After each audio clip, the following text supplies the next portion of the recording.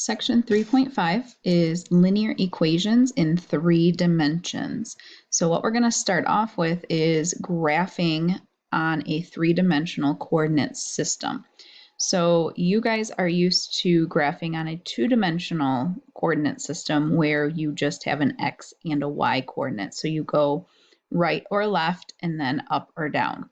Where this third dimension now we have right and left, up and down, and then front or back.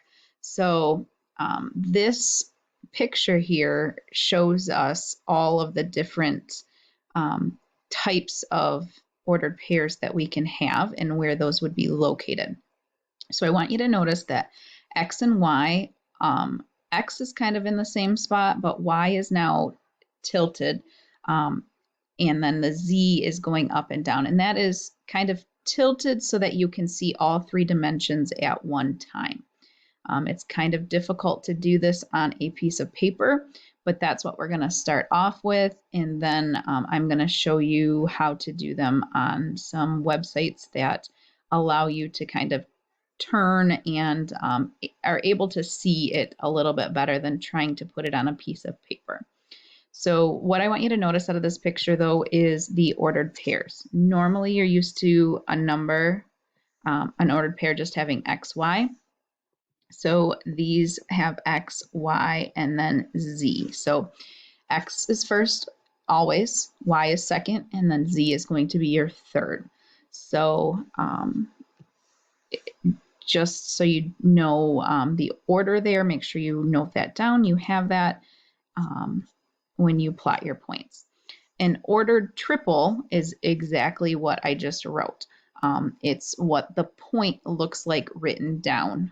As an ordered pair is what we normally call them when it was just x and y, but now it's called an ordered triple because there's obviously 3 dimensions there. So example 1, they're giving us 3 ordered pairs or ordered triples and are asking us to plot them on this graph here. So the first thing that you want to do when you get a 3-dimensional graph is find the x, the y, and the z. So make sure that you're on the right dimension when you're graphing your points.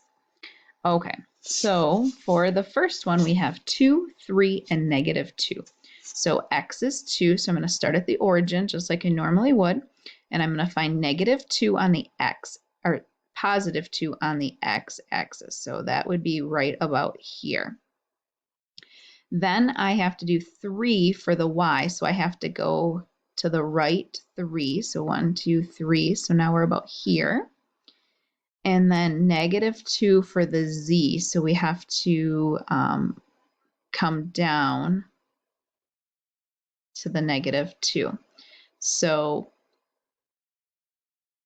here, because we can't kind of turn and twist and see that, that point is going to be out towards you more. And then for b, we are going to do -1 on the x. Oops, I want to get rid of that too. -1 on the x, so we're here. And then +1 on the y, which takes us about there. And then 2 for the z, so we're going to come up in that area. And then -3, -3, 0. So -3 is back here. And then -3 for the y, so we're back here. And then we don't come out anything for the z coordinate, so it's roughly in that spot. All right, now you're also going to be asked to graph these linear equations that have 3 dimensions. And you do this by finding the intercepts of each value x, y, and z. And if you remember back when we found intercepts, we just simply plug in a 0 for the other variables. So if I want to find the x, I'm going to leave the x, but I'm going to put a 0 in for the y and for the z. So 4 times 0 and 2 times 0, those are going to cancel out, and we're just going to have 3x equals 12. So our x is going to be 4. So that means our ordered pair, our x is 4, our y, and our z's are 0. So on our graph here, we're going to go to x is 4. So about there. Then we're going to do our y's. So we're going to plug in zeros for the x and the z. So we're only going to be left with 4y equals 12. So that means y is 3. So our x was 0, our y is 3, and our z was 0. So on the y-axis, we're going to put a dot at positive 3. So we have that. And then we have to figure out what the z is. We're going to put zeros in for the x and the y. So that would leave me with 2z equals 12. So z would equal 6. So x is 0, y is 0, and z is 6. So on the z-axis, we're going to put a dot at 6. And that is going to give us the plane. If we connect those three, that is the graph of our equation. Now, our last example here is 2 parts. We are going to talk about a computer game that uses a scenario in which players build civilizations. Each player begins with 100 gold coins to buy resources. The player then competes for the survival of their civilizations. Each unit of food costs 2 gold coins, wood is 4, and stone is 5. So we are going to need to write a linear equation in 3 variables to represent this situation. So we have 3 different things here. We have food, so that can be our x. Our wood can be our y, and our stone can be our z. So there's, it costs 2 for each food, so that would be 2x. And our wood is 4, so that would be 4y. And our stone is z, and they are 5 apiece, so they are 5z. And we have 100 coins. So that is our equation. Now, for part B, we have to use the table to find the number of units of stone each player can buy. So Bonnie has 20 units of food and 10 of wood.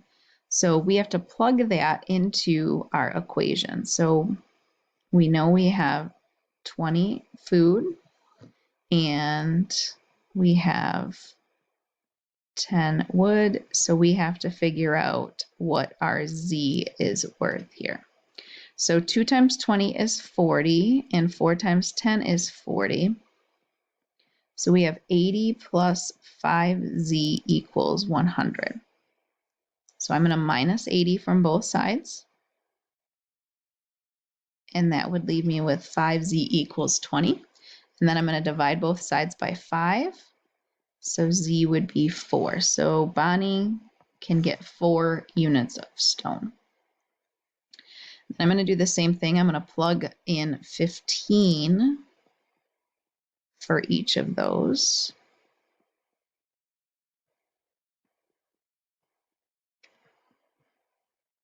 And 2 times 15 is 30, and 4 times 15 is 60.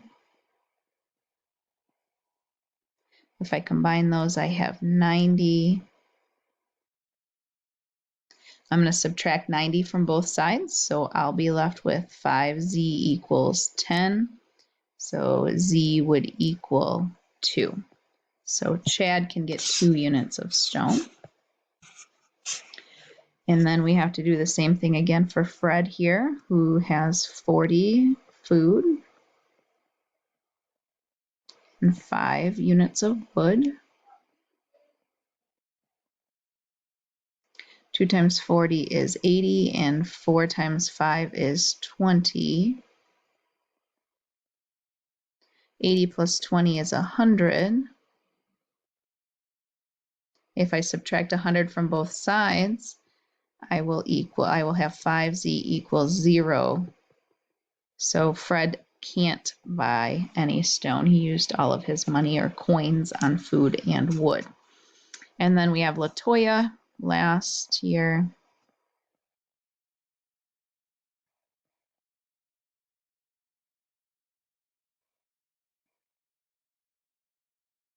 Two times 25 is 50. 4 times 10 is 40.